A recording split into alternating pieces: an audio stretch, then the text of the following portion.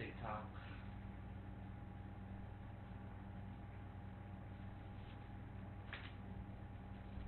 Alright, so here's the thing, right?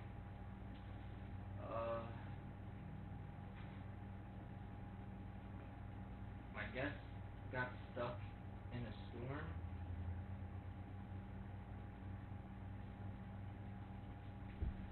Looks good. Alright, so here's the thing. My guest got stuck in a storm, okay? So it's just gonna be me, but I don't give up that easy. So I'm just gonna answer his questions myself. Because what are you gonna do? What are you gonna do, dude?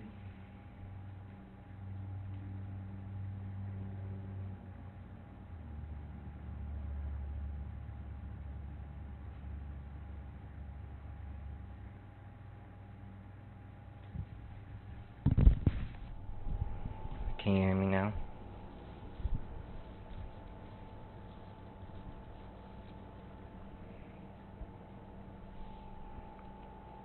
One two one two one two one two one two one two.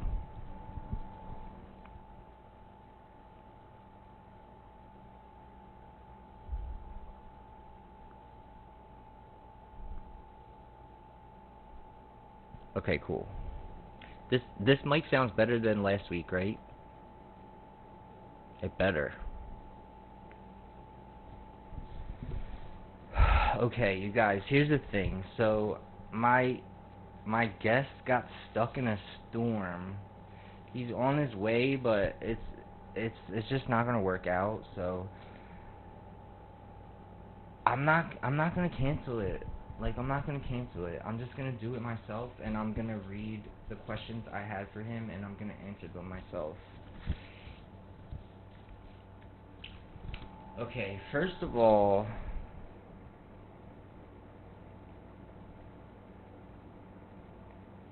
so before we get started, I just want to say something.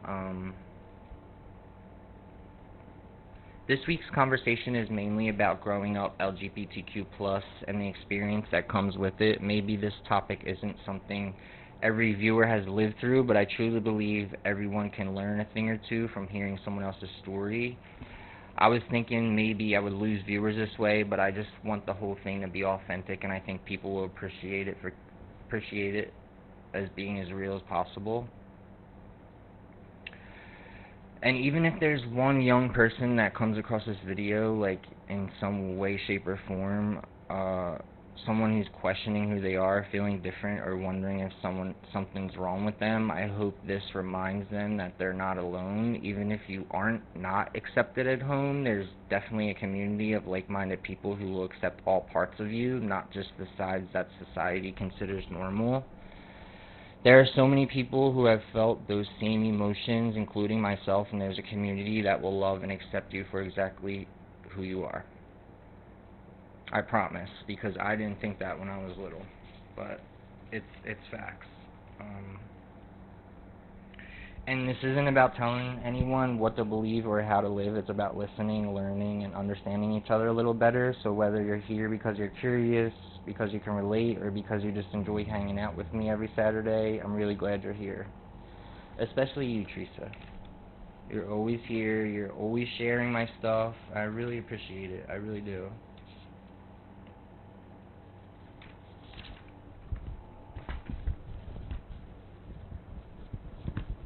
Hi, Kara. Okay. So, I'm gonna answer his questions. Like, what else am I gonna do? I'm not gonna cancel it. Like, no. I'm not a quitter. I love you too. Does this mic sound better? Sound better than last week?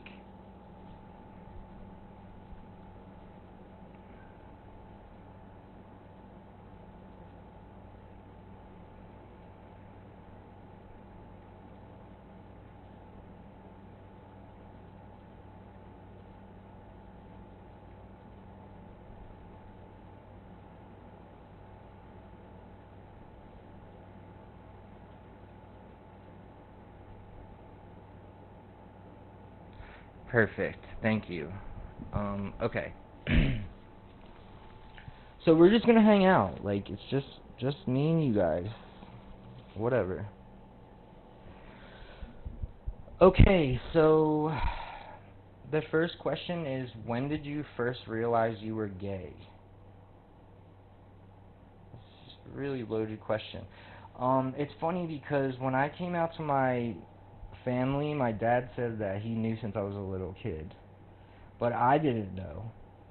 I thought I was normal until I was about in high school, and I remember having a crush on some kid in my class, and I was like, wait, this isn't normal. and I was, and then I thought I was weird. I thought something was wrong with me, but it took me a long time to like accept that about myself. But yeah, I would say high school. I would say high school.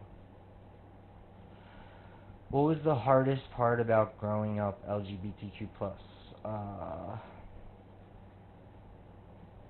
I would say the neighborhood I grew up in was like kind of homophobic, to be honest. It was like looked down upon, or like people would like make fun of you. Uh, Luckily, I only got like a little tiny percentage of that. A lot of people were very accepting of me from the jump. Like, I got lucky. My family was super accepting. I think they knew since I was little, so it wasn't like too hard to get out, if that makes sense. But I think the neighborhood I grew up in, for sure. Cause a lot of people, like older people, like my, older aunts and uncles and stuff, they tell me that like in their day it was like 1,000 times worse. So I do feel lucky that I had it pretty easy. Um, and then I just thought, like, what am I gonna do? Like, marry a woman and have kids and just like wake up in a life I hate? Like, you just have to be authentic to yourself. Like, it feels like you're weird and like something's wrong with you and you're not normal, but like no one's normal. So yeah, you just have to learn to accept yourself no matter what. Uh, yeah, where we grew up, right? It's like I grew up in a little neighborhood in Philly. Like, it was very like Irish Italian. Like, everyone got married and like had kids, and uh like I saw I saw people that were gay, like identified as gay, that would like get picked on and stuff. So I never wanted any of that trouble, but um I kept it to myself for a while. Okay, next one. Was there anyone who made you feel accepted? Yeah, I think my family was pretty cool about me coming out, actually. I definitely felt accepted, and like it was kind of like a okay, and like it wasn't like a big thing. Like, I know I read and see on TV a lot of people in the LGBTQ plus umbrella, like they get kicked out, or their family gives them an ultimatum. Like, it was never like that with me. Like, I think they just knew. Uh, yeah, it was pretty easy, actually. I think the whole like telling people thing wasn't that hard. I think it was just like figuring out what was going on with me, because I didn't know. I was young, like I really didn't understand, but I mean, obviously now I do, but it's hard when you're young because you see everyone who's normal, and you just think it's not you, so you're like, oh, something's wrong with me, but like nothing's wrong with you. Like, you just are different, and that's fine. If you could talk to your younger self, what would you tell him? Oh, Jesus. I'm such a crybaby. This is probably gonna make me cry.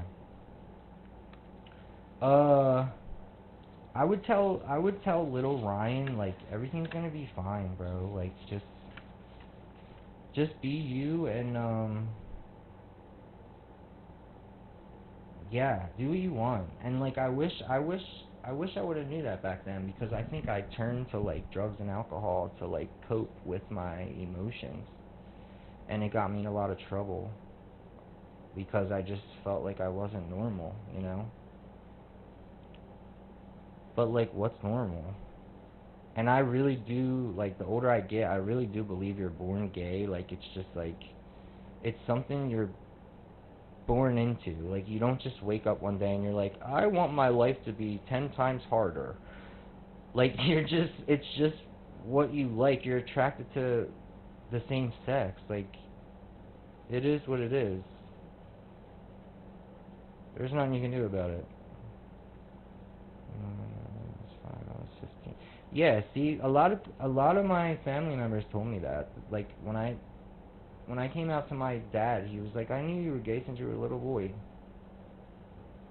He was like, you're my son, I love you. Whatever. Yeah, I really do believe that you're born that way, because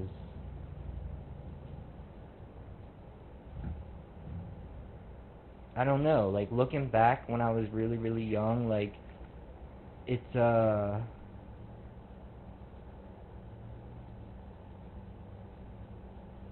heart and you aren't inspired. Thank you. That's so sweet. You're such a sweetheart.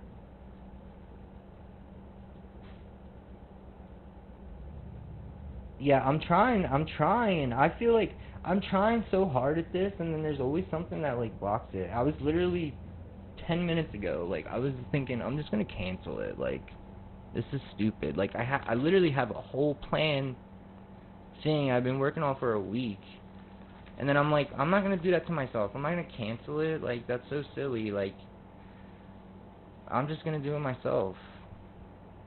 Whatever. You are so easy to love. You are sweet. Thank you. It's not easy. Ask Tony.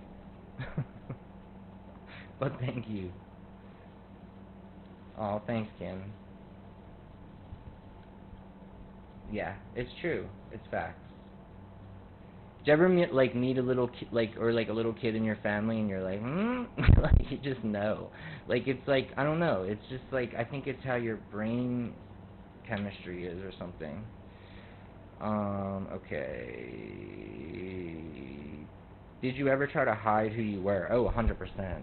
I saw all kids my age, had girlfriends and, dated females and had sex with girls. So like I did that because I was like, this is what everyone else is doing. And like I developed relationships with these females that, like, it wasn't like oh, I'm just using these people. You know what I mean? Like, I really did have feelings for them, and then after a while I was like, okay, this isn't what I'm supposed to be doing.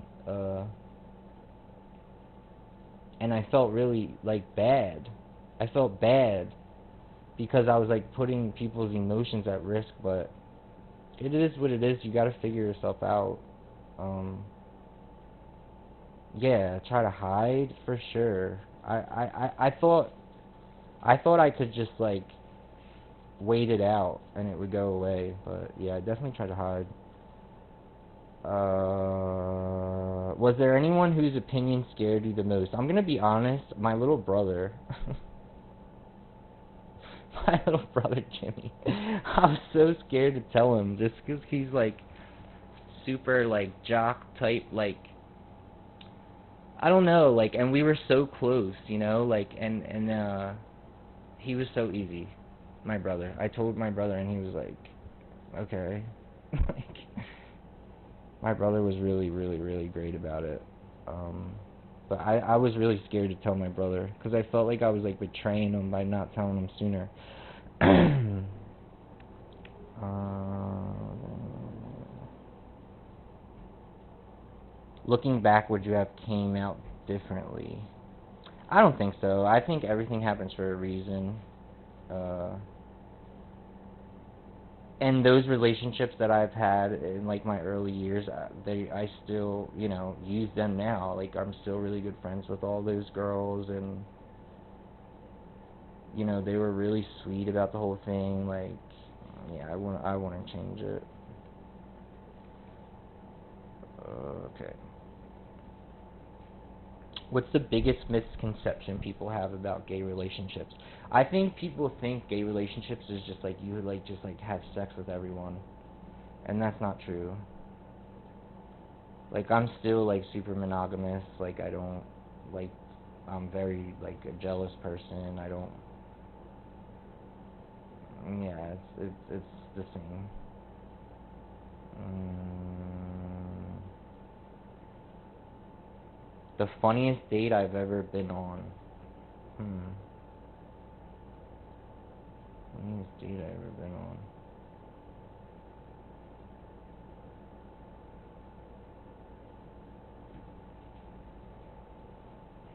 Oh, okay. When I first met Tony, I'm just gonna tell a story. I would never tell this story to anybody. Okay. When I first met Tony, he took me to his house in Chalfont, PA, and I'm from Tacony. I've never been to Montgomery County, anything like that. I think I've been to like Cheltenham, but that's like as far as I went. So when I first met him, he's like, "Oh, we're gonna go chill at my house, whatever, whatever." I'm like, "Okay, cool." I got in his Acura. We're driving for like an hour, and he lived like on this little road in the woods. And I had a flashback of my mom saying, "You know, you keep meeting these people you don't know, you keep meeting these people from the internet, one of them's gonna murder you in the woods." And that always stuck with me. And I was in the car with him, and we were literally in the middle of the woods. And I remembered her. I'm like playing cool with Tony, and I remembered her saying that, and I'm like, "Oh my god, dude, is this guy gonna kill me?" Like I started shaking. I was so scared. I was like, "Did he like bring me here to murder me?" And like of course it was like chill. Like we ordered food, like watched TV. It was like a cool first date. We like went to the movies and stuff. Um, but yeah, I remember that like it was yesterday. I was so nervous. I was so scared. I thought I was gonna be killed, for sure. I thought I was gonna be like in the woods, tied up, like killed. And here we are, 10 years later. Yeah. Okay. One green flag and one red flag you look for now.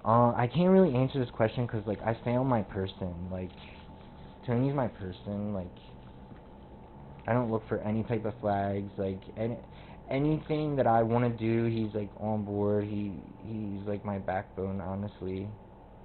Uh, I mean, it's been 10 years. Like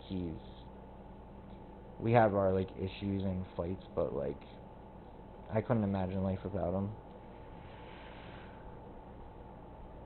Okay, this one is for Chad. I'm gonna skip it. Do you think it's easier or harder to be gay now than when we were younger? Yeah, I think it's definitely easier now. I think people are like catching on that to like everyone's different, and it is what it is. Like, and I'm a true believer in like if you put good into the world, you're gonna get it back. Like no matter your sexuality or whatever. Like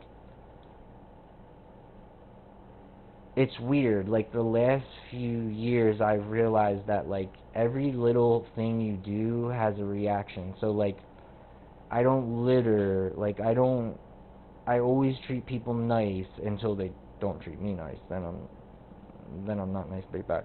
But I think everything, it's like it comes back to you. So like if you're gonna put out something bad into the world, or you're gonna say, I don't know, rob a 7-Eleven, like that's gonna come back to you in some type of way. Like you're gonna lose your house or anything. Your pet passes away, like in a weird way, gets hit by a car. Like what you put out into the world comes back to you, like 100%. That's why I always try to do the right thing. I always try to not litter. I always try to treat people nice. Like 'cause it comes back. It does, for sure. When I was living the wrong way, my life was so hard. Now that I'm living the right way, things just fall into place and line up. Like, I wish I would have learned that years ago. I would have been doing the right thing for a long time. Okay. What do you think people outside the LGBTQ plus community misunderstand the most? I think it's like a brain thing. Like, it's like, why can't you just like the opposite sex, like, and just like, because that's how your brain's wired. Your brain's not going to understand my brain because they're wired differently. So like, just like you say, oh, or like a straight person would be like, why can't you just like females? Like, I don't understand. It's the same with me. Like, I would say, like, how do you,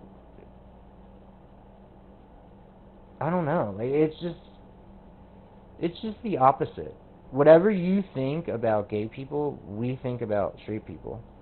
But everyone, deserves to be in the room, and you know what I mean? Like, everyone deserves to be in the room. Everyone deserves what they want to do. Like, whatever makes you happy, do that. Like, if it's cliff diving, if it's marrying a female, if you're a female, like, if you want to have kids, you want to have a bunch of cats, like, it doesn't matter what anyone thinks about your life. Like, you have to decide what's right for you, what makes you happy.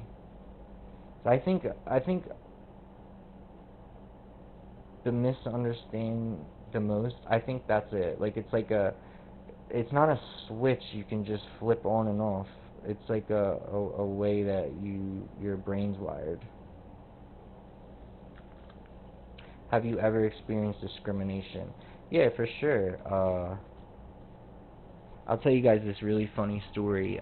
2 years ago, we went to Pride, and I invited my friend from work, um, and we were at the Fern Rock train station waiting for the train, and my friend had like on really short shorts, like he was just dressed cute, like he was going to Pride, and these like three dudes in like Phillies hats, young kids. They're like, "What are those? What are those?" Like making fun of him. And my friend is like super sweet and like nice, so like didn't say anything. And I am very like, I don't care. I'll say anything. Like, I will stick up for my friends. If you're with me, like, I'm gonna stick up for you. So I said, what are they saying over there? I was like, I'll knock their Phillies hats off their head. And they shut right up. You have to. Like, if people are messing with you or someone you're with, you gotta go for the jugular, dude. They're not, because guess what? If I didn't stick up for us, that whole train ride, they would have been talking shit. I don't got time for that. You're not gonna make fun of my friend. He could wear whatever he wants. The fuck? And then I was sticking up for him, and he was like, "Stop, stop, stop, stop. It's fine, it's fine." He's so sweet. Okay. What's something being gay has brought into your life that you're grateful for? I would say Tony, for sure. I don't know. It's weird. I think like in the beginning when we first got together, I was like, okay, like this is like, let's see what happens. But now it's like he's like my person. Like he's my other half. I don't know what like. It's weird because like when you find your person, when you're single, you like are trying to hook up with everyone and anyone. Like, oh, they're hot. Let's see what they're up to. Like, but when you like find your person and you have your person, you don't even like think like that. It's weird. Like, I don't even like, obviously I think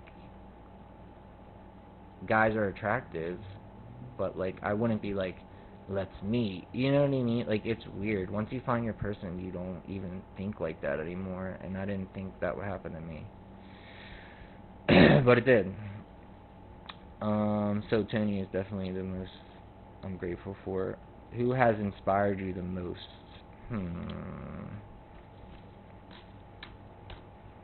inspired you the most? It's probably gonna be like a celebrity. It inspired me the most. I don't. I'm such an Aquarius. Like I like to just do my own thing. I don't really inspire me the most. Is it like what gay stuff? Inspired you the most? I'm gonna skip that one. I don't know. What does pride mean to you personally? Okay. Oh, this camera's got autofocus. Okay. What does pride mean to you personally? I think pride is very important. I think you know, a lot of mean people get like annoyed by it every June. Like it's not as bad as it was. Now it's like not cool to be gay in this like political climate, but I think it's important because like I said, like when I was younger and I thought I was weird, I didn't really have any gay friends or gay people to look up to. So like it was just me. So I thought I was like strange. And I think that growing up in the 90s, early 2000s, like you didn't really see gay stuff on TV and stuff like that. Like, and I think a lot of you know, heteronormative people think that like, oh, you're poisoning our children, blah, blah, blah, like you're trying to make them gay, and it's like, no, like we're just trying to be represented, and if you really are gay, like in your heart, it's nice to see other gay people and think, oh wow, like I'm not weird, like I'm not strange, like this is normal, like people are like this, you know. So I think it's changing a lot, and I'm really happy about that because I think that, like I said earlier, I think that if one, you know, little kid is thinking about hurting themselves or whatever because they're weird and sees, you know, a gay couple on TV or like whatever, like they're like, oh wow, like it gives people hope to be like, oh, this is like me, like that's like me, you know what I mean? Like I think when you see representation, it's like a community vibe, like you're like, oh, like there are people like me, you know, that will accept me. And I think that it's sad for like kids who get kicked out of their house, or like, you know, you're not gonna live under my roof if you're gay, like, and then they get kicked out and they become homeless. A lot of them, you know, turn to sex work because it's like it's the only thing they can do. And then I think if you have a gay son or daughter, I think you should just accept them for them, and you know, you have to parent every kid different. A lot of them are gay, like you just have to accept that fact. Like,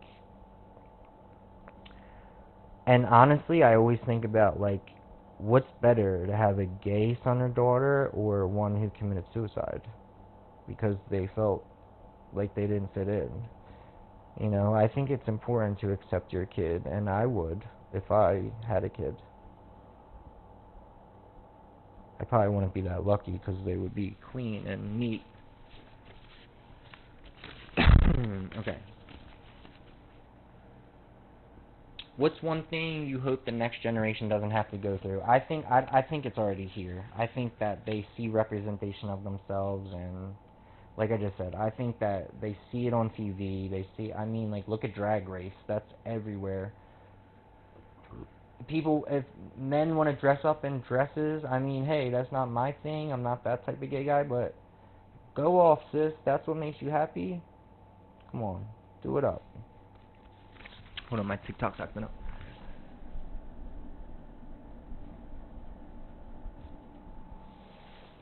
Okay, I'm almost done. Okay, I'm in 30 minutes in. It's gonna be a little short just because I don't have my guest. Okay. First celebrity crush, definitely Britney Spears. Come on, Britney Spears. I was talking to some kid in my job the other day, and he said, "Is that weird lady that dances on Instagram?" I was like, "What?" No, I said she was the biggest thing I've ever seen in my life. Like, she was not no weird lady dancing on Instagram. It's funny how Gen Z, or whatever they're called, looks at her. But Britney Spears was my first crush. I love Britney Spears so much. Favorite Pride memory. I think my first Pride, I went downtown to Philly, and it was just like so liberating for me, cause like I was used to like, living in such a straight heteronormative world that like being able to get out and go to Woody's and be with people like me and like just go nuts and like be able to be myself and not have to worry like, oh, like, are they looking at me, like judging me? Like, my first Pride is definitely my favorite Pride memory. Biggest dating ick. My biggest dating ick is when like the person you're on a date with is mean to the waiter. And not only because I grew up in the restaurant industry, but it just tells a lot about somebody. Or if they leave like a crappy tip, you're like,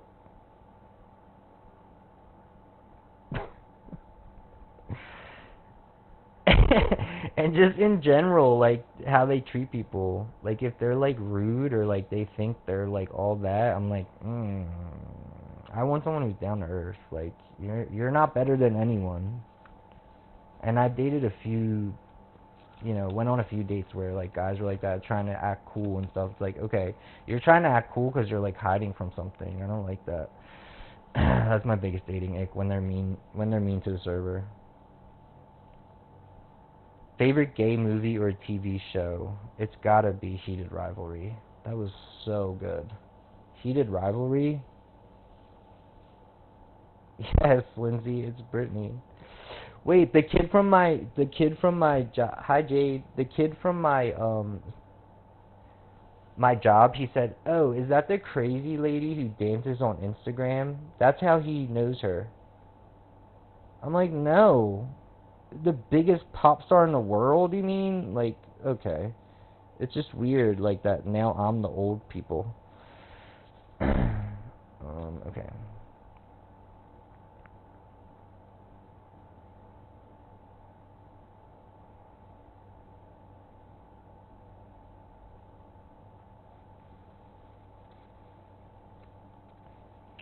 This one says, what advice would you give to a young LGBTQ plus person who's struggling? Excuse me. I would say hang in there. It's tough in the beginning because you're trying to figure yourself out. But it all makes sense. Like when you become an adult, you're like, oh, okay, so this is why this happened, and you just have to hold on. Like a lot of people are mean, and it is what it is. You can't escape it. People are gonna be mean to you.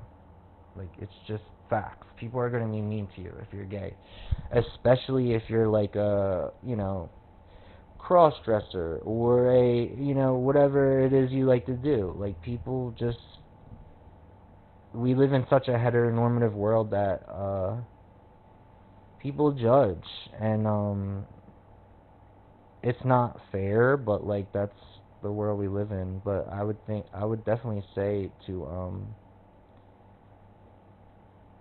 hang in there, and you're not weird.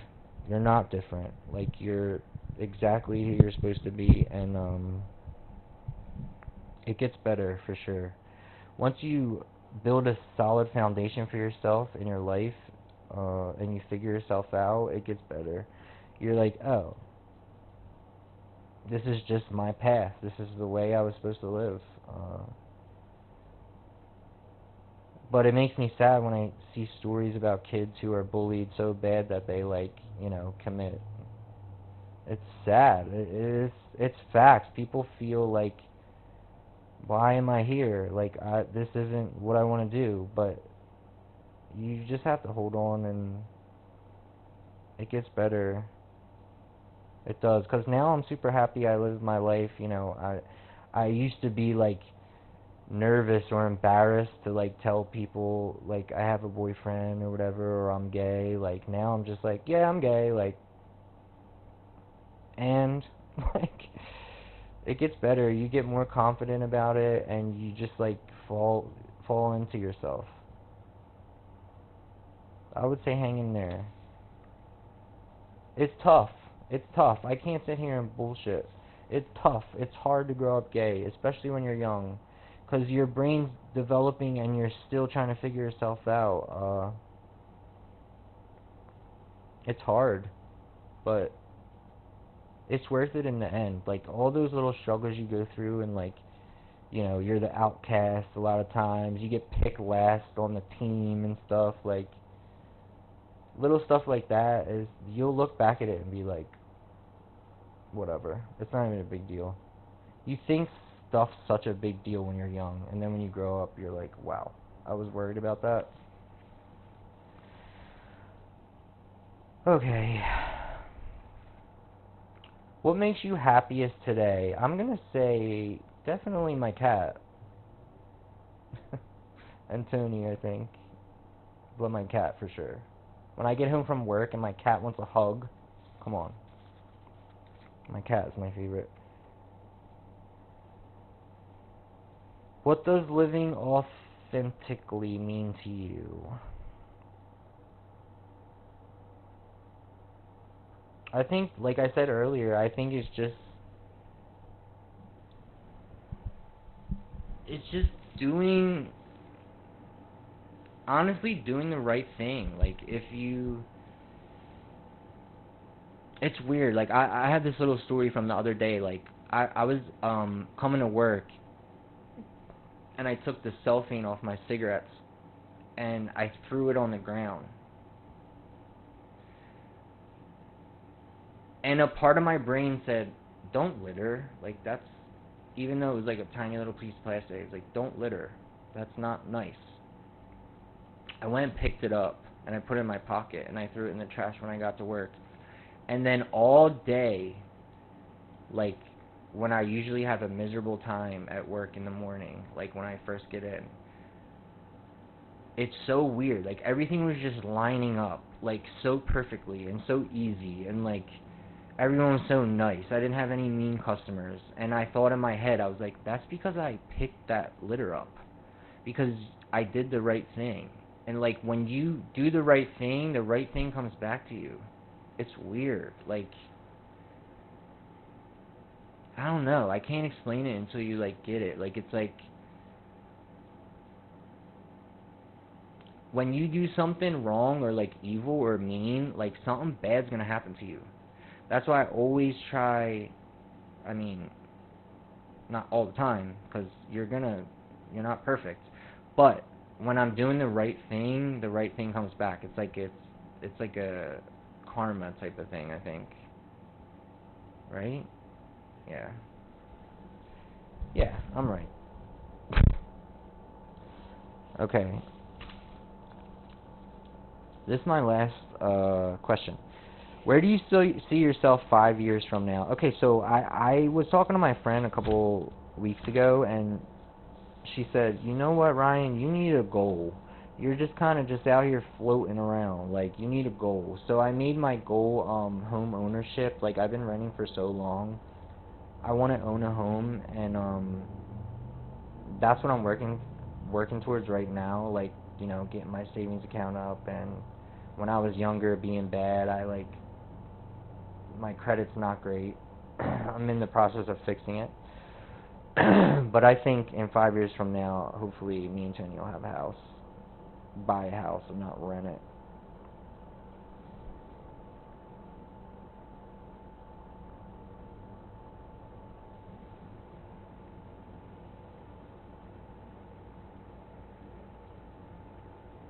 Oh yeah, I wanted to ask you guys,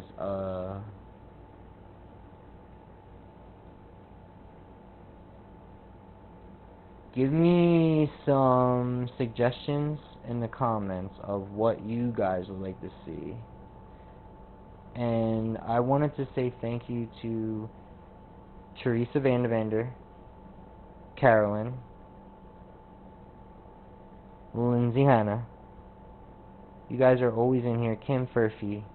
You guys are always in here. I really appreciate it. I'm trying really hard. Jade. I'm trying really hard to make this something. And you know what? I will say, like, every time I do it, it doubles in views. And that little promo video I made today, it got 1,200 views in 4 hours. So I think the more I put out there and, you know, just try,